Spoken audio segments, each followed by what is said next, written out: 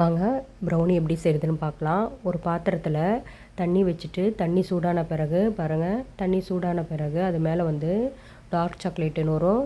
Butter 16 எடுத்து heat பண்ணாலே போதும், அதுவே மெல்ட் ஆகிக்கும். அந்த பாத்திரம் ஹீட் ஆனால் போதும், வெளியே எடுத்து வச்சு நம்ம நல்லா அந்த விஸ்க்கு வச்சு கிளறி விட்டாலே அந்த ஹீட்லேயே மெல்ட் ஆயிரும்.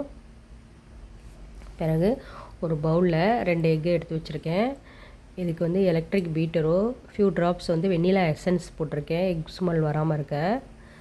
இது எலக்ட்ரிக் பீட்டர்லாம் தேவையில்லை, ரொம்ப சிம்பிளான ஒன்று. ஸ்பாஞ்சு கேக்கை விட ரொம்ப ஈஸி. கையாலேயே அந்த விஸ்க்கு வச்சு கிளறி விட்டுக்கலாம்.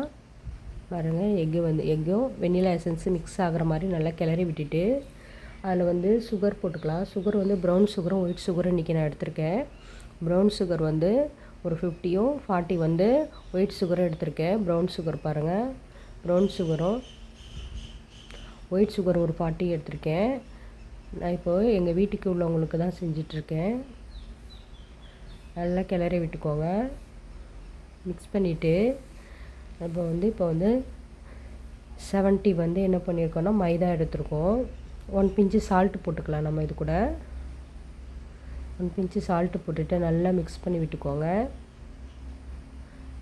மைதா பாருங்கள், அதே மாதிரி கொக்கோ பவுடர் எவ்வளோ எடுத்திருக்கேன்னா 15-20 இருக்கும், அதை எடுத்திருக்கேன். அதாவது இந்த ஸ்பூன் காட்டுற பாருங்கள், அந்த ஸ்பூனில் ஒரு 1.5-2 போட்டிருப்பேன், 2 போட்டிருக்கேன். போட்டுட்டு நல்லா ஜலிச்சுக்கோங்க.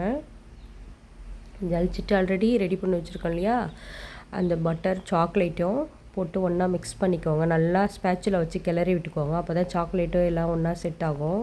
ஒரு ஸ்கொயர் டின் எடுத்துக்கிட்டு அதில் ரெடி பண்ணி வச்சுருந்த மிக்ஸ் எடுத்து போட்டுக்கலாம். பார்த்துக்கிட்டிங்கன்னா உள்ளுக்கு ஏர் பபுள்ஸ் இருக்கும். அப்போ ஒரு சின்ன ஸ்டிக்கு மாதிரி வச்சு அப்படியே கோடு போட்டுட்டு வந்தால் உள்ளுக்கு இருக்க ஏர்ஸ்லாம் இருந்தால் வெளியே வந்துடும்.